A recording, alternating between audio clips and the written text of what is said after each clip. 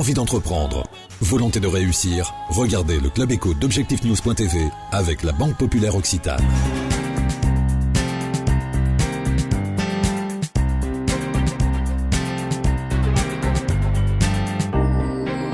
Bonsoir, bienvenue dans le Club Éco d'Objectifnews.tv. Nous recevons ce soir la présidente de Midi-Pyrénées Innovation, Catherine Jandel. Bonsoir. Bonsoir.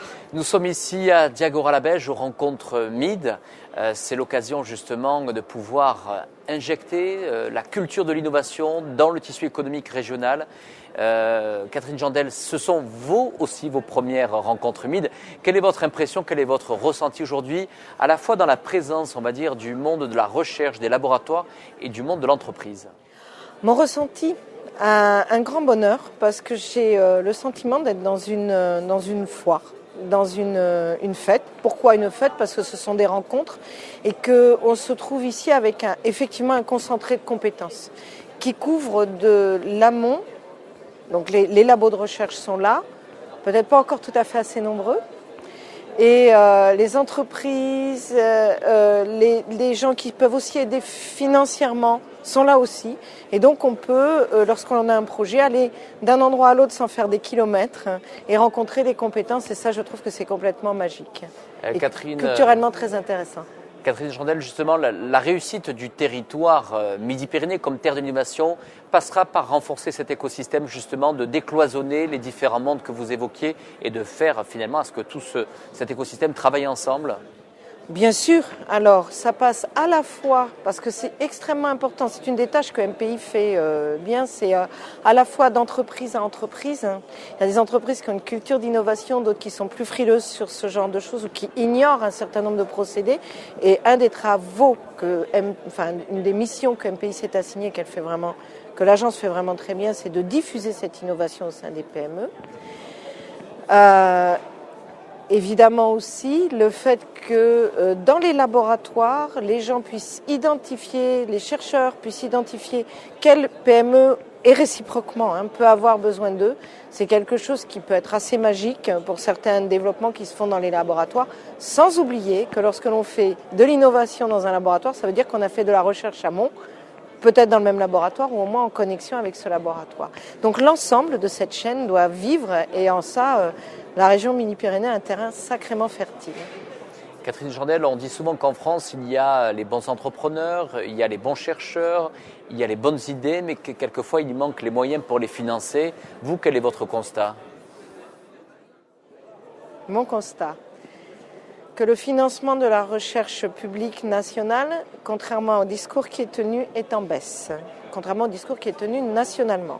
Il est en baisse sur l'enveloppe globale. Martin Malvy l'a rappelé ce matin, on est tombé à 2%, on est loin des 3% de Lisbonne, premier à Lisbonne. En outre, il est extrêmement violemment ciblé vers justement l'application sans voir comment on peut la faire. C'est-à-dire, c'est un travail de faire de l'innovation. D'accord ? Et donc, c'est pour ça que je le dis, il ne faut absolument pas oublier la recherche amont. Même si ici on est au sommet MID, au salon MID, c'est extrêmement important, et les entrepreneurs de France l'ont bien compris, que sans le développement amont, il n'y aura pas d'innovation. Donc ça, c'est une chaîne qu'il faut garder, et des financements qu'il faut garder extrêmement vivants. Ensuite, le passage vers l'innovation, en fait, ce sont les dispositifs sur lesquels s'appuie la région Midi-Pyrénées pour y arriver. En les renforçant, on arrivera encore plus à transmettre aux entreprises et à ce que les entreprises demandent aux laboratoires afin de stimuler des fois des recherches qu'ils n'étaient pas capables d'imaginer par eux-mêmes. Et ça arrive, donc de l'innovation.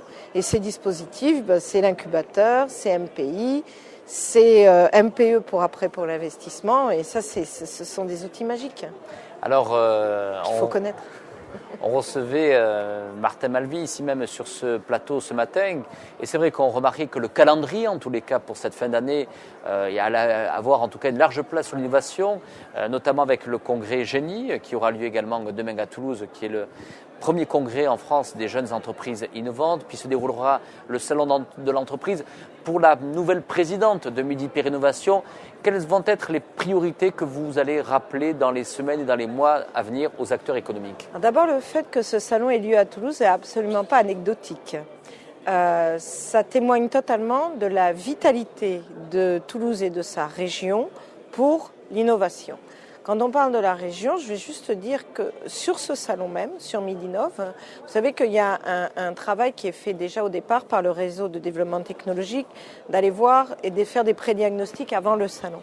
Et de l'ordre de cette année, un peu plus de 100 prédiagnostics ont été faits par le RDT sur le territoire et plus d'un tiers ont été faits hors Haute-Garonne. Donc c'est bien, on parle bien de Midi-Pyrénées et de sa région.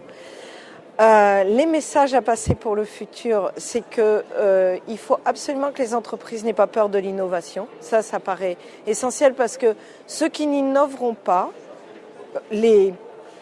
quand je dis ceux, c'est globalement, si on oublie d'innover, si on oublie la recherche et si on oublie l'innovation dans nos régions, et en particulier en Midi-Pyrénées, mais c'est vrai pour la France entière, on va être dépassé par le reste du monde. Or, on a un potentiel en génie des procédés, on a un potentiel en recherche pure énorme en France et donc il faut absolument lui garder une vitalité et faire quelque chose pour la recherche.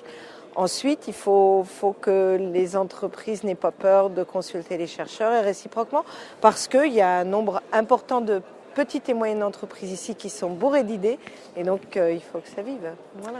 Catherine Chandel, lors de la dernière Assemblée générale du Conseil économique et social, Jean-Louis Chauzy, son président, parlait d'un rapprochement nécessaire entre MPI et MPE. Est-ce que cela vous semble aussi nécessaire que Jean-Louis Chauzy ? Alors, rapprochement, aujourd'hui, on a une convention de travail, on est réciproquement dans les bureaux donc je suis dans le bureau de MPE et Bernard Plano, président de MPE, est dans le bureau de MPI. On travaille ensemble quand on identifie une entreprise qui est prête pour partir au marketing.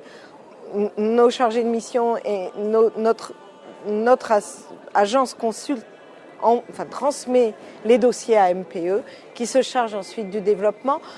Donc j'ai un petit peu de difficulté à identifier quelle valeur ajoutée on aurait à rapprocher oui, fusionner rapprocher, non. Oui, encore plus. De toute façon, on va le faire, puisque géographiquement, on va être sur la même plateforme, pas dans les locaux de la région, mais à proximité, de l'autre côté du pont Saint-Michel, mais vraiment pas loin. Et donc, on va être sur la même plateforme. Ça sera plus facile pour communiquer, c'est très bien. Après, il faut bien réfléchir. C'est une solution qui paraît simple, et en même temps, qu'il y a peut-être le diable est dans les détails. Et une première chose qui me paraît essentielle à dire, c'est que l'innovation se fait sur des échelles longues, de plusieurs mois, voire plusieurs années, avant qu'un produit une entreprise puisse vraiment démarrer sur un produit innovant, il faut du temps, alors que le marketing est sur des échelles très courtes. Et donc, le fait de faire de l'expansion, ça se fait pas sur les mêmes échelles de temps. Et en fait, ça risque de créer plutôt je suis un petit peu géologue de formation, mais la métaphore, ça risque de créer des ruptures de failles ça fait un séisme, c'est dommage, alors que ce sont deux équipes qui marchent, donc je suis pas du tout convaincue de l'intérêt de ce rapprochement. Merci Catherine Chandel, merci d'avoir répondu à notre invitation.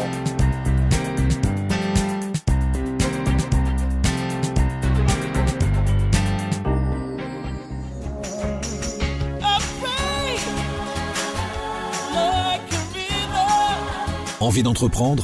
Volonté de réussir ? C'était le Club Éco d'Objectif News.tv avec la Banque Populaire Occitane.